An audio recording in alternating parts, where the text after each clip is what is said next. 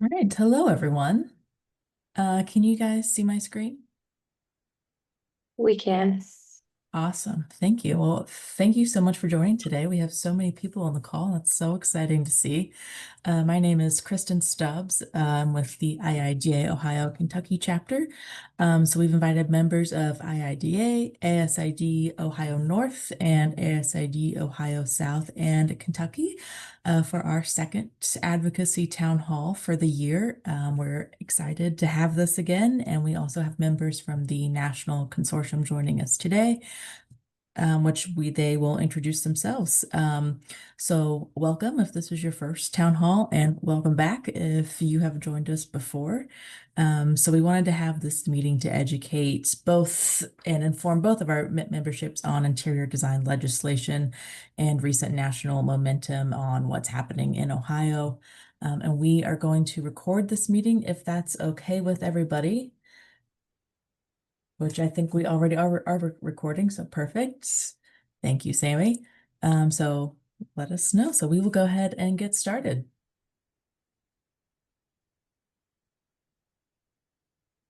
I wanted to start off by thanking our 2025 IIJ Ohio Kentucky Design Advocate sponsors. We're always so appreciative of our benefactors and sponsors, as we would not be able to do anything without them. But I'd love to give a special thank you to HDA, NAC, HDNS, and FinTech. Their sponsorship add-on for this year has helped fund our efforts towards advancing interior design legislation. And as design advocates, these four companies have pledged their commitment to the growth and recognition of the interior design profession, empowering designers to make an even greater impact. So thank you guys. And if you're interested, there is still time to sign up to add this add-on sponsorship for your company or firm for 2025, and we'll have more coming for next year.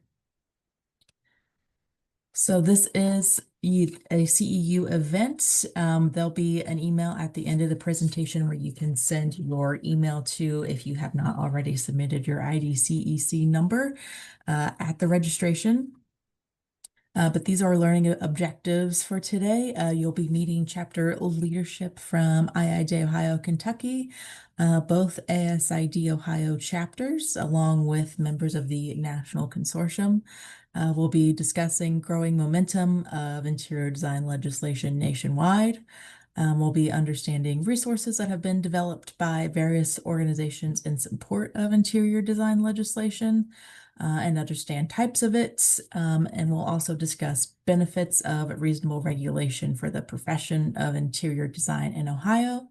And lastly, we'll finish up with how you can help us with this effort, as we would love to have your help and any open discussion and questions that you guys may have. Hey, Kristen, just before you carry on, if you can let anybody in the waiting room in, that'd be great. I got word that there's some folks in there. Oh, Thank you. Sorry, I know you're doing a few things at all once. good. Thank Okay, I think we're good. So we'll start off with introducing leadership, and I will hand it over to Sammy. Hello, everyone. My name is Samantha Bonner, Sammy. I'm your Ohio, Kentucky president of the IIDA chapter. I'm located here in Columbus. I don't believe Courtney or Megan are available to join us today. Okay, so Courtney Kessler is our current president-elect. Megan Mershman is our current past president. And then myself, VP of Advocacy for Ohio, Kentucky. And then we have ASID Ohio North. I believe Rita is on with us today. Hello, everyone. I'm Rita Eminette. I'm the owner of Eminette Design Studio. And for ASID Ohio North, I am the chapter advocacy chair. We just had our chapter board changeover, so we have a new chapter president. That is Nancy Craig. I'm not sure if she's on the call today, but welcome her in her new role if you do get a chance to meet her. And then we have ASID Ohio South and Kentucky. I'm not sure if Kat Setzer is with us today, but I do see Pam Holshoe on. Hi, I'm Pam Holshoe with ASID, Ohio South Kentucky, and have been working with Catherine on and off along this process. I've been a little in and out, but yes, definitely want to step back in and see how we're doing. And they have a new chapter president as well. Her name is Amy. I don't think she is joining us today, but I'd like to welcome her as well. We have our friends at the National Consortium. Hey everybody, I'm Lauren Early, Director of Advocacy at the American Society of Interior Designers HQ, and really good to see almost 50 people on this call today. I can't wait for all the topics we'll cover, and thank you so much for having us. And I'm delighted to be joined by my colleagues, Matt and Marcy. Thanks, Lauren. Hi, everybody. I'm Matt Baruch with the Council for Interior Design Qualifications. It's a pleasure to be here. Hey everyone, this is Marcy Marola. I'm Senior Director of Advocacy at IIDA, the International Interior Design Association. And the three of us work together all day, every day as part of the Consortium for Interior Design, which is bringing interior design legislation to as many states as possible. We'll get into that in a little bit, but I just wanted to kind of give some national context.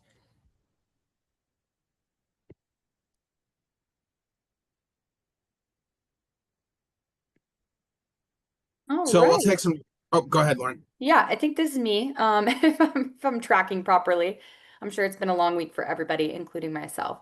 So there's been really exciting national momentum recently. So maybe this is the second, third, fifth time you're hearing this. Maybe it's the very first. So over the last 5 years, there's been a ton of really good momentum, which started in 2021 with what we call the NCARB CIDQ Joint Report. Matt is going to go into more detail since he's from CIDQ, and it's really light reading, like 150 pages, but they have some shorter materials too that detail basically the findings, which I won't spoil and I'll let Matt get into.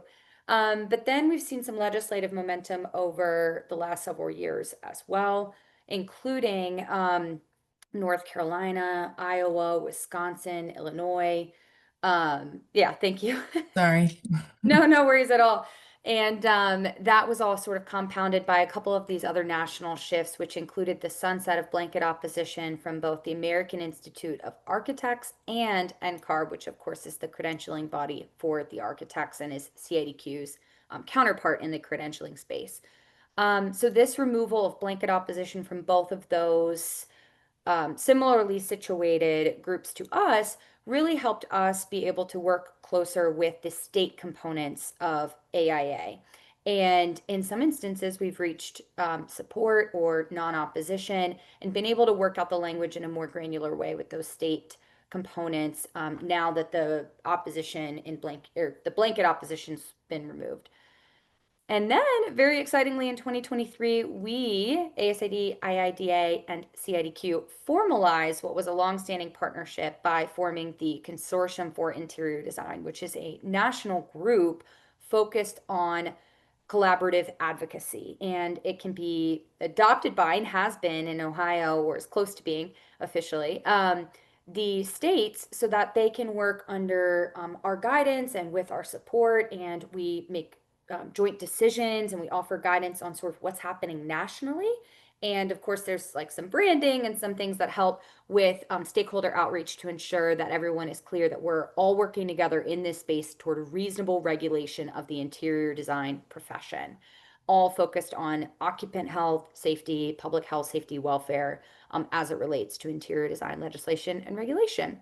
And then just last year, very excitingly, CIDQ's member boards adopted officially model legislation. So we finally have sort of a templatized bill that we have incorporated in many places, and of course been utilized here for Ohio. So really a lot of exciting changes and a lot of exciting momentum that has allowed us to be able to pursue reasonable legislation and regulation in many states, including this one. I'll turn it over to Matt. He'll detail, I think, the report. Thank you, Lauren. So one of the challenges that the interior design professions face, as you all well know, is educating stakeholders, including ILI design professions, about what interior designers are actually doing and what you NCIDQ certificate holders are actually trained, tested, and competent to perform independently. So that is something that CIDQ has, strived to develop resources and communication to help educate folks.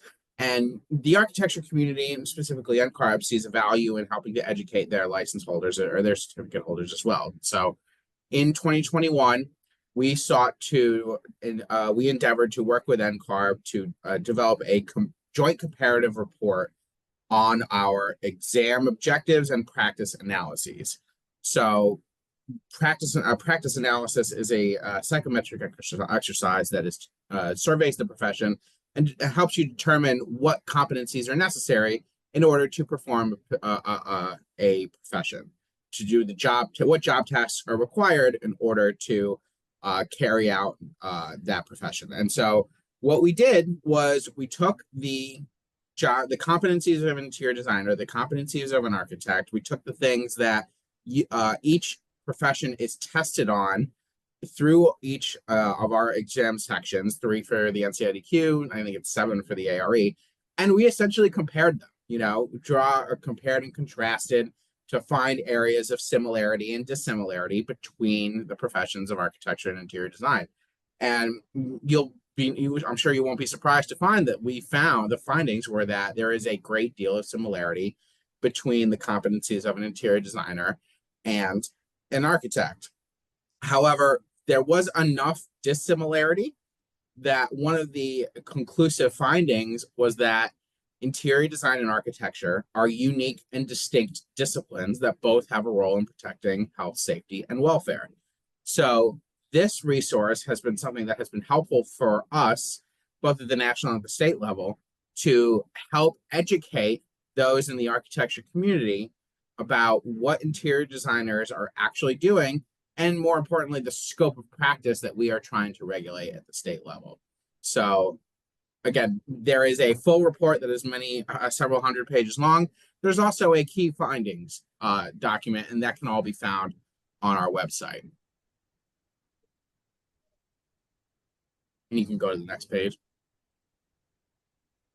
And that report, sort of in addition to a lot of other things, formed the basis for the need as we saw it for the Consortium for Interior Design. So hopefully you've heard of this group before, but maybe not. Again, there may be some of you tuning in today that this is your first time hearing this, this group.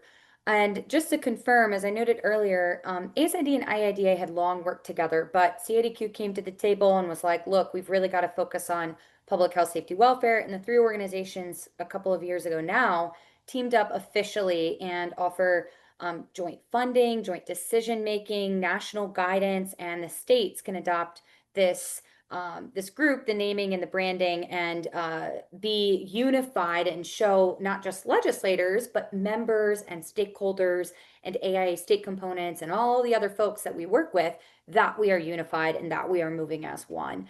So it's been incredibly well received. It's been very effective and productive over the last couple of years, and really proven the strength in numbers that we have and the strength in collaboration that we have. So we've been really excited, and this is our, 3rd year or so offering funding. And we received quite a few applications for that supplemental funding, and it's just been, it sort of grows in popularity and hopefully success every year. So we've been really, really honored to lead it and be working with many great states doing lots of good work. And we do have a website, so maybe Matt or Marcy, as I'm talking, can drop that there so you can see sort of some of our success stories through press releases. There's some resources available there. You can see the variety of states that we're working with and guiding, and a lot of other good information there. But of course, if you have any questions about the consortium or for any of us, our emails are going to be available, and we can drop those in the chat as well. But yeah, it's going well so far, and we're just really excited to work with lots of great states doing important work on the ground. Yeah, thank you for dropping that. So over the last few years, there's been several developments at the state level where interior design legislation has been updated and modernized to include a more specific scope of practice.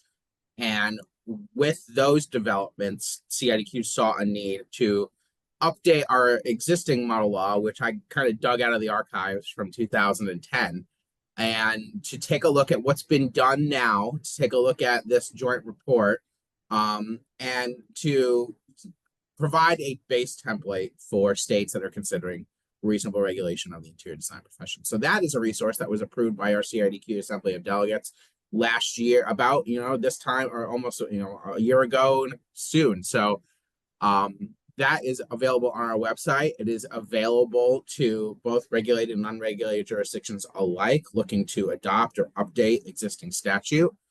And there's model rules and regulations to come as well. So we anticipate that will be a helpful resource for our member boards as well, and of course for jurisdictions who are looking to take this on. So this is something that we hope that many of you will find useful in your advocacy efforts in Ohio and Kentucky. And a little bit about I-Corps. So that is a informal group of the credentialing associations for each of the design professions. CIDQ for interior design, NCARB writes the licensure exam for the architects, CARB for the landscape architects, and CEES for the engineers and the land surveyors. We have been working together for many years in kind of doing information sharing, trying to find ways that we can collaborate together. And most recently, we're about to conclude the efforts of the Practice Overlap Task Force, which is developing guidance for regulatory boards on how to handle incidental practice by outlining areas of acceptable overlap and areas of scope distinction between all the design professions, not just architects and interior design, but architects and landscape architects, interior design and engineers, engineers and landscape architects. It is really a holistic, very comprehensive look at where the professional boundaries begin and end between the design professions. And we're hopeful that this will be a resource not just for member boards, but with the combination of this practice overlap guidance, our model law, and the joint NCARB CIDQ task comparison report, that really architecture and interior design communities will have all the resources and information that they need in order to address all existing concerns and get to a place where we can advance reasonable regulation for public protection in all 55 U.S. jurisdictions.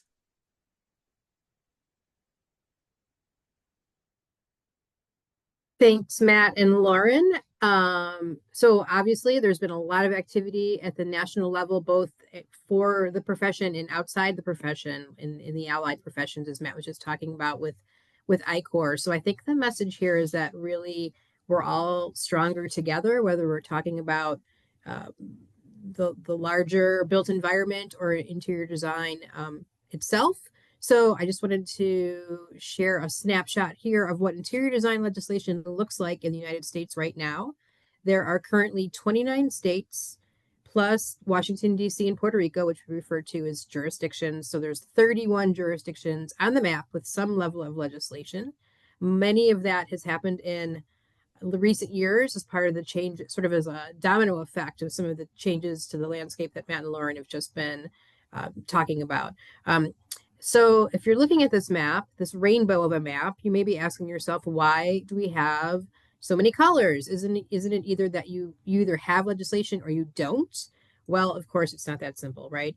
Some states only have state recognition, known as a Title Act. Some states recognize the profession and also allow permitting privileges or the ability to stamp and seal your own drawings without the aid or hiring of an architect or engineer to do so. There are also practice acts and commercial practice acts. Lauren will get into more details about those soon. But the reason that there are so many colors representing so many types is that interior legislation has been evolving and it continues to evolve. State advocates had used the type of legislation prominent in the state at that time as the vehicle to get legislation passed. Puerto Rico was the first jurisdiction to get legislation passed, I think in 1972. I believe Alabama got a place in the books in 1973, and then they got their first practice act in the 80s. The goal is to one day have a more homogeneously colored map, but this is where we are right now. And, rainbows are beautiful, right? Um, so that's a look at where we are right now, and I can get into a little more details in the next slide.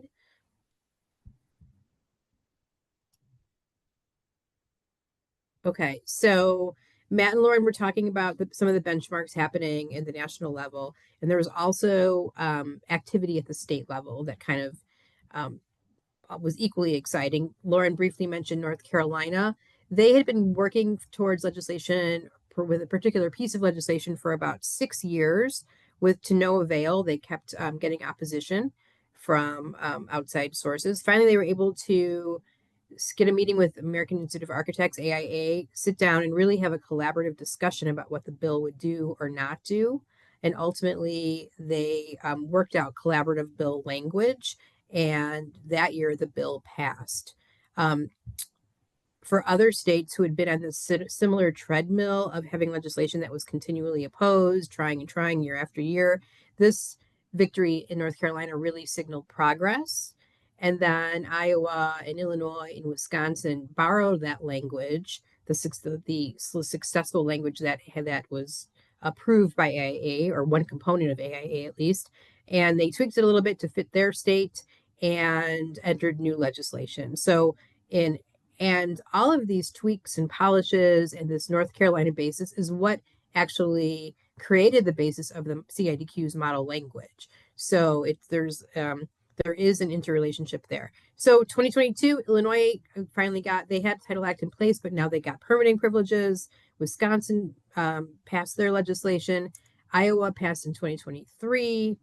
You can see Nebraska and Oklahoma and Pennsylvania passed in 2024. Pennsylvania initially wanted a Title Act with permitting privileges, but was only able to get a Title Act. So there's more to come in Pennsylvania down the road, we're sure. And Oklahoma, you'll notice that they also passed legislation in 2021. They've been working at this quite a bit. And this year, or last year, they finally passed a Commercial Practice Act, which is sort of the gold standard, perhaps the gold standard of interior design legislation. And Lauren will talk a little bit about that in just a second. You may also notice that, yes, 2025 deregulation efforts have been defeated. I was just going to say that we don't have a lot of additions to the list for 2025, but it doesn't mean that there's been no activity or progress. The consortium, Lauren, Matt, and I are working with about 20 different states to either get to get legislation established or updated and modernized. So there's constantly effort. Sometimes it just takes longer than others. We've also successfully defeated a really big effort to deregulate interior design legislation in Florida. And so this year has been a year with some victories, but not additions to the map necessarily. So a bit more of a breakdown of everything that Marcy was detailing and all of the hodgepodge you saw on the map.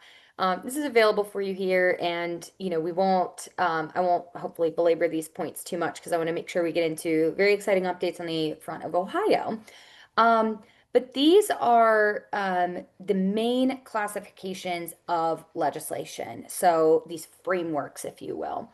A practice act is the most stringent. It's the strictest, and these types of things are typically reserved for what I call the one-word professions, people that the state has deemed have such a nexus to health, safety, welfare, they may not be calling themselves a doctor, a physician, an attorney, a pilot, an architect without licensure from the state. So licensure is mandatory in this instance.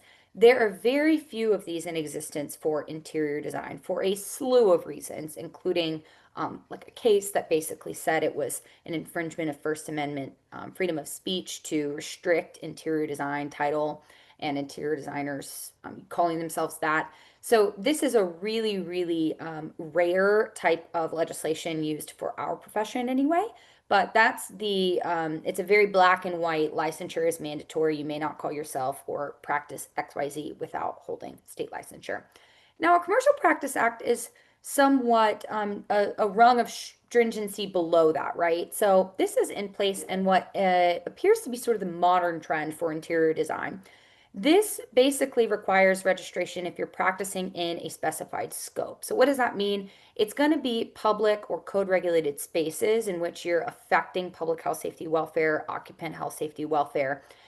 Registration will be required in that instance. And there's, the 3 E's: education, examination, and experiential requirements to be eligible to obtain that registration, but it'll be required when you're practicing in that specified scope. This is sort of the sweet spot, right? Because folks not practicing in an area don't have to do anything. They can maintain their current practices. They don't have to get registered if they're not practicing in that scope, and life and business can carry on as usual. So we've kind of found it as the sweet spot that shows an advancement of public health, safety, welfare without serving as any preclusion for folks that may not be eligible or interested in obtaining registration. And then I'm actually going to jump to the last one before revisiting permitting privileges. A title act is actually completely voluntary. So it just means that if you have certain of the 3 E's, the eligibility requirements, you may avail yourself of a special title. Now, these are the things you might hear called registered interior designer, certified interior designer, and some states even use licensed interior designer or registered commercial interior designer. There's a variety out there. And that is just a voluntary availment that you can, it allows for protection of public health, safety, welfare, of course, but a distinction in the market to show that I've got the 3 E's. I'm very versed in life safety plans and fire codes, and can address those things as needed per project. Of course, that does not serve as a preclusion to anyone who may not have those eligibility requirements either. They can continue to call themselves an interior designer, and they may practice interior design. Now, permitting privileges are what are called a practice right. Permitting privileges may attach to any of these frameworks, and in fact can exist on their own in some anomalies that we won't get into, but that you may see on some of the maps. Permitting privileges simply are the ability to stamp and seal your own non-construction, your non-structural, non-seismic construction documents. That's a mouthful. It's basically the ability to practice independently within a specified scope of practice. So these permitting privileges, these stamp and seal rights, these ability to practice independently, we use those terms interchangeably, may attach or be part of any one of these 3 frameworks.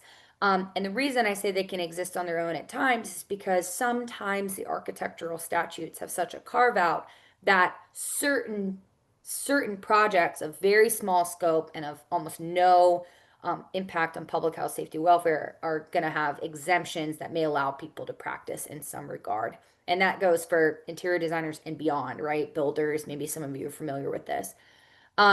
So, they get conflated at times, but these are here for you as distinctions that are hopefully helpful to understand the national landscape and understand the latest legislative developments.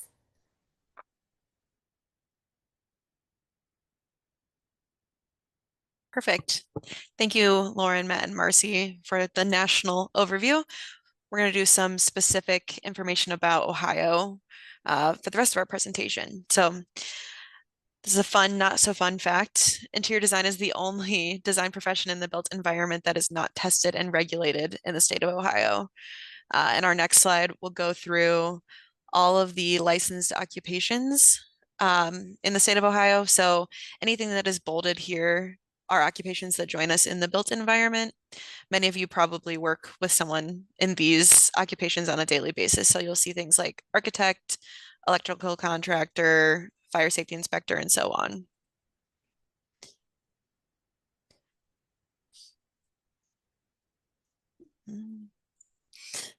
It's been a journey so far. I'm sure many people on this call also can think back to a time before spring of 2017 in the Ohio legislative landscape for interior design, but we'll start there. Our bill was introduced that would tax, a bill was introduced that would tax interior design services. And we hosted our first Ohio Capitol Day to advocate against that bill, which was defeated. After that spring 2017 event, IIDA HQ and lobbyists approached the Ohio Kentucky chapter with a plan for Ohio legislation in the upcoming legislative session. So then we began grassroots efforts. House Bill 504 was introduced in the 2018-2019 timeframe. It was passed through the committee, but efforts were ended when the heartbeat bill took precedent in the Senate. Kind of a similar story when we get into 2020 with a new legislative session. We introduced House Bill 402, but as everyone knows, the global pandemic took precedent and the bill was placed on hold, and our efforts were ended at that time. So after that pause and a reset in 2022, the Ohio Kentucky chapter of IIDA redefined our advocacy goals with the intention of pursuing Ohio legislation in the next 5 years. So we began to gather information, start our own kind of grassroots efforts, research, etc. And then moving into our present and future, in fall of 2024, we engaged our former lobbyist and the Consortium for Interior Design, Matt, Marcy, and Lauren on this call. And we also received consortium funding at that time. As we've continued on, we've engaged in regular meetings with the Consortium for Interior Design. So we continually talk about where we're at in our progress. We work together with ASID Ohio North and Ohio South in Kentucky. In winter of this year, we've been working to contract our former lobbyist and introduce legislation in collaboration with our ASID chapters. And then summer and fall of 2025, where we're at currently, we're working to launch our advocacy toolkit to give tangible tools to our members. So anything from one pagers to go talk to your children's school to how to approach legislators with an explanation of what interior design is. We've also engaged our former lobbyist to develop a bill draft, and we have officially received funding from the consortium for 2026. So as we move into the future, our goals are to finalize our draft in collaboration with AIA Ohio, and then continuing to work with our lobbyists to secure a bill sponsor and obtain support within Ohio legislation.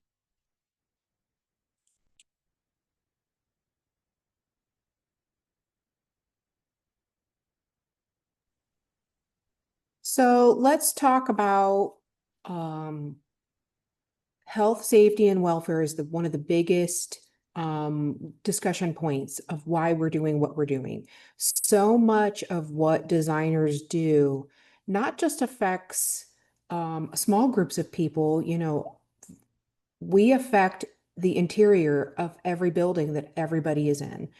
And that is very technical spaces like healthcare spaces, surgical spaces, therapy spaces, but it's also amazingly technical places like hair salons, nail salons, office spaces. Many times we are working in spaces that have industrial components to them. And so we want to start recognizing the specialties and the education and experiences that designers have. And what a designer does when they work in healthcare spaces, industrial spaces, commercial spaces looks really different sometimes than what those who work in non-commercial space. And so, I think the thing that we wanted to really recognize is that it really does financially support, yes, designers, but as a whole, it just takes what designers are already doing in commercial space and recognizes that on a legislative level, because we are doing health, safety, and welfare. And we want the public to know that. We want our clients to know that.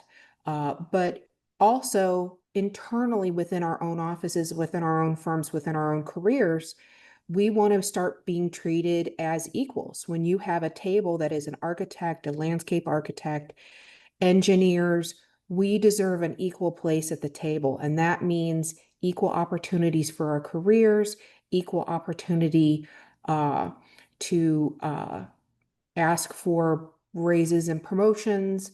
For designers like myself who own their own firms, be able to ask for different types of fees and be able to work more independently. So I think, the goal of what we're doing here is it elevates all aspects of the profession. And for those that might have some hesitancy in what we're doing, I would absolutely, whether you're in ASID Ohio North, Ohio South, or IIDA, reach out to your advocacy person and ask for some time so that you can ask some questions so that you can become more confident with this. Don't allow any sort of hesitancy or fears or perhaps lack of education on this keep you from supporting your brethren here, your colleagues here who were asking for this.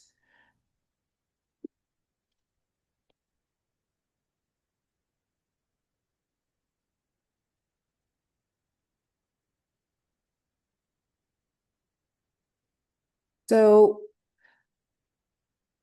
what would reasonable regulation on interior design look like in Ohio? So many of you and your design professionals, you will stay continually working as you are. It does not change your business model.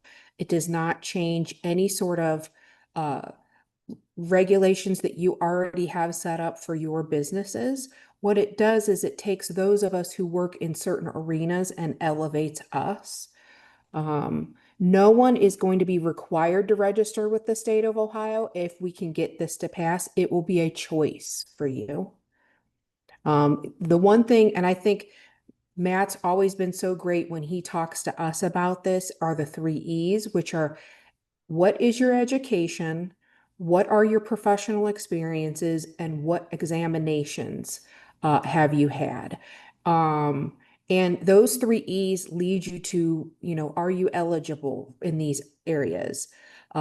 So for those who are in that combination of education, experience, and examination, they can choose or not choose to participate in becoming licensed and registered with the state.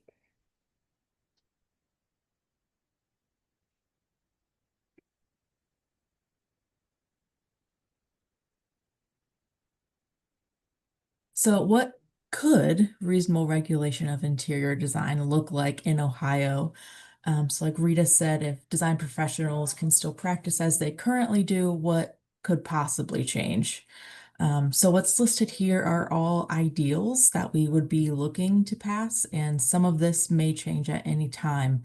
But like Rita said, again, NCIDQ certified interior designers would have the option to register themselves in the state of Ohio as a registered interior designer, and then you would also get to use the RID in your signature after your name.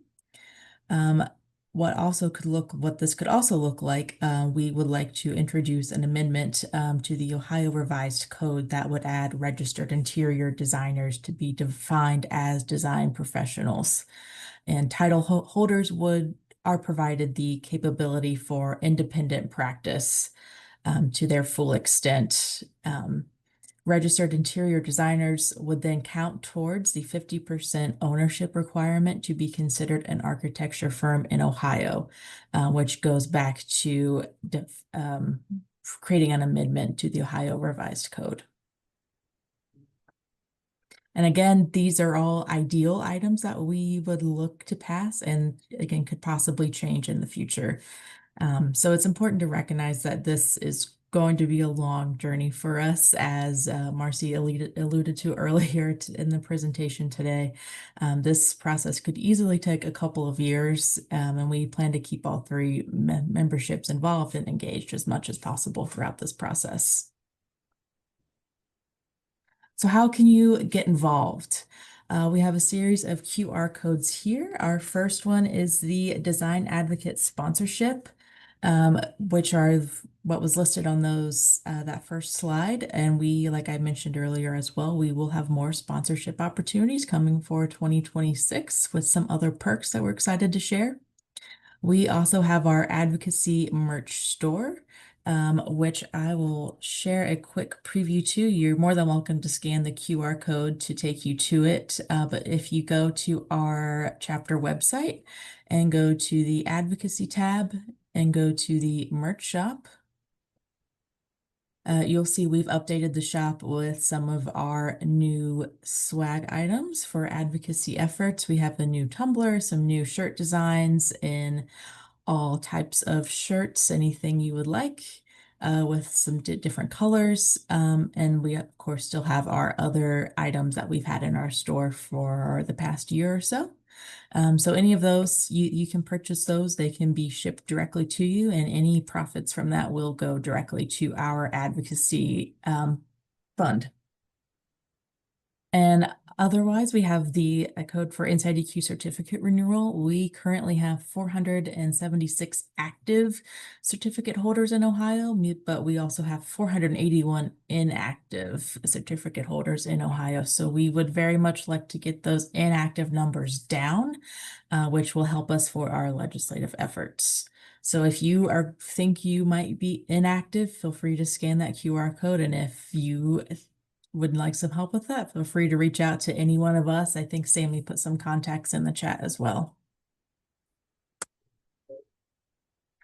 Also, if you've been to any IIDA City Center events recently, you may have seen some buttons for sale. I'm wearing mine. We have these smaller, I think these are 1.5-inch buttons that have been for sale at events, and we also have a larger button geared towards industry members.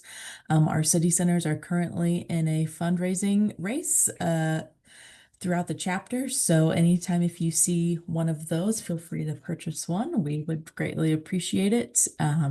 You'll notice that we've had a lot of green in this presentation. So all of this branding is for our advocacy efforts. Anytime you see green or you see this box with the doorway, that means it is for advocacy for our chapter. And any of that branding, it will be something we encourage at Capitol Days, speaking to legislators, etc.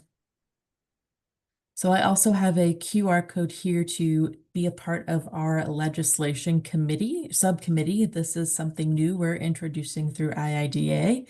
You can be an IIDA, ASID, AIA, wherever, or none, whichever. If you have any interest in helping us with these efforts, please scan that QR code and fill out some information. There'll be some information as to what cities you're in, what you would like to be involved with. It can vary through your availability. So just let us know. And like Sammy mentioned earlier in the presentation, we are introducing an advocacy toolkit for our members. This is something that our members have asked for in our previous member survey. They've asked for tangible tools that they could use when advocating for a profession. So we used our Catalyst grant for 2025 from IIDA headquarters to start creating a toolkit. So this will be an evolving toolkit, but we're excited to launch our first tool as part of this. So this is our one-pager on the profession of interior design. This document, it outlines how our profession impacts health, safety, and welfare, what we do, what we don't do, how we overlap with other professions that are adjacent to ours, and our advocacy efforts.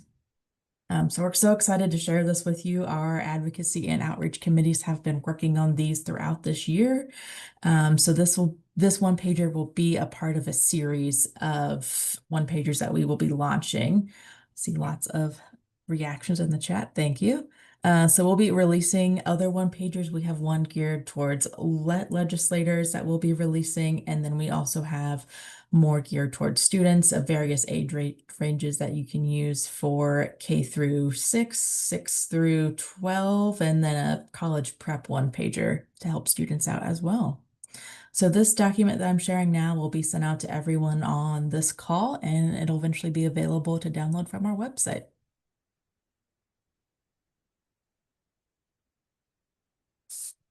So lastly, I'll finish up with some questions. So we did receive some questions ahead of time at event registration, and I will go ahead and run through those now. The first question was more of a comment, but they said they hope to learn more about the topic. So I hope they learned more about advocacy. Second question was, will CIDQ be used as a benchmark for registration qualification? The answer to that is yes. So once you have passed the Inside CIDQ, and once we have passed legislation in Ohio, you would then be eligible to register in Ohio as a registered interior designer. And the third question we received was, are we in pursuit of a Practice Act or the often more attainable Title Act? So to answer that question, we have not yet announced what type of legislation we will be pursuing at this time. That is something we'll be announcing after we finalize the draft of our bill. So does anybody else have any other questions, or were there any questions in the chat? There's a couple in the chat I can offer. Do we know what registering as an registered interior designer would look like? Is it just paperwork or are there additional fees, etc.? There will be a fee that hasn't been established yet. I can take a Marcy, stab at Lauren, that or one. Matt, I if- mean, Yep. all of that is to be determined. Every state's licensure process is different, but I mean, the gist of it is there will be some kind of an application, some kind of an application fee. You'll have to furnish proof of your qualifications, mainly NCIDQ certification, and then the board approves your application and you get the license. But again, that it varies from state to state. And we won't know the details of that until a bill is passed and the regulatory board has been formally tasked with developing that application process. Along a similar line, Matt, this question also applies to what you just said. As a registered interior designer, will there be CEUs required? Will the CEUs I take to reach my requirement for ASID also count towards that? Yes, and probably. That's funny and true.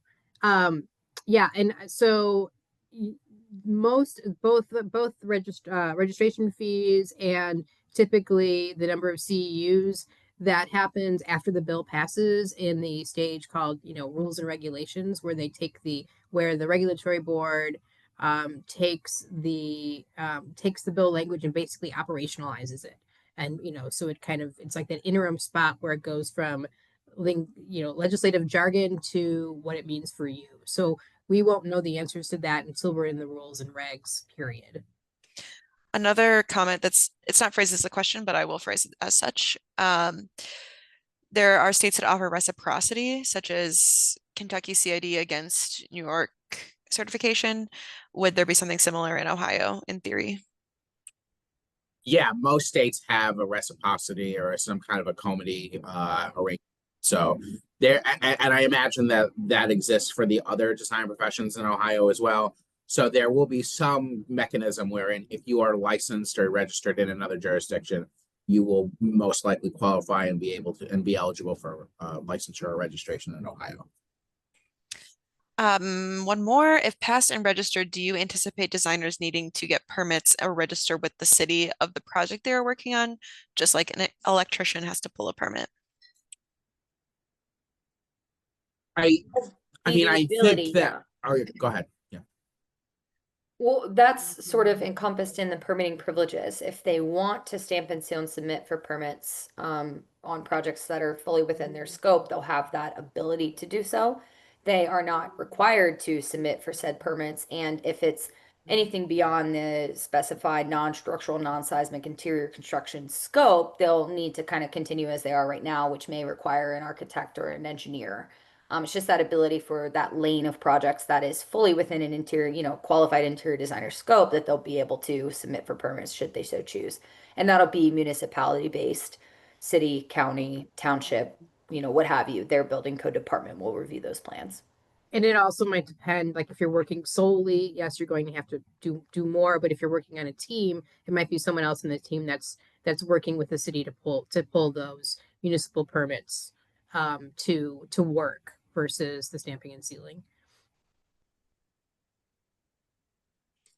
That's the end of the chat questions, unless anyone has any last minute ones that they would like to get in. We do have some time left still, so don't be afraid if you have a burning question.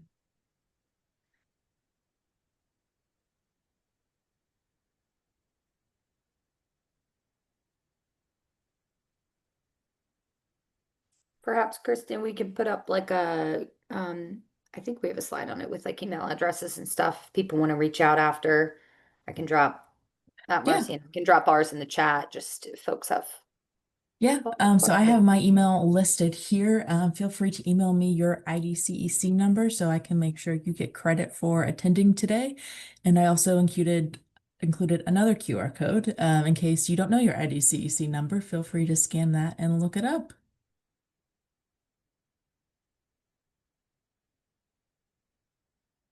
And just for clarification, that code is not the code you need to record your class. We're going to record it with everyone's IDCEC number, so please send them to Kristen.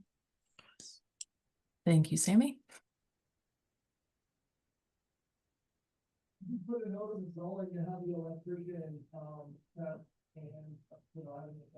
We have wowed everyone into silence. Well, thank you to our co-panelists today, the Ohio ladies, and thanks to all of you for tuning in. Matt, Marcy, and I dropped our emails in the chat if you have national questions or questions about approach, framework, anything. Don't hesitate to reach out. Yeah, thank you guys. I dropped my email in the chat as well if you want to copy and paste it. So thank you guys for joining today. Thanks so much, everybody. Thank you. Thanks, great week. Have a everyone. great weekend. Bye. Take care. Bye-bye.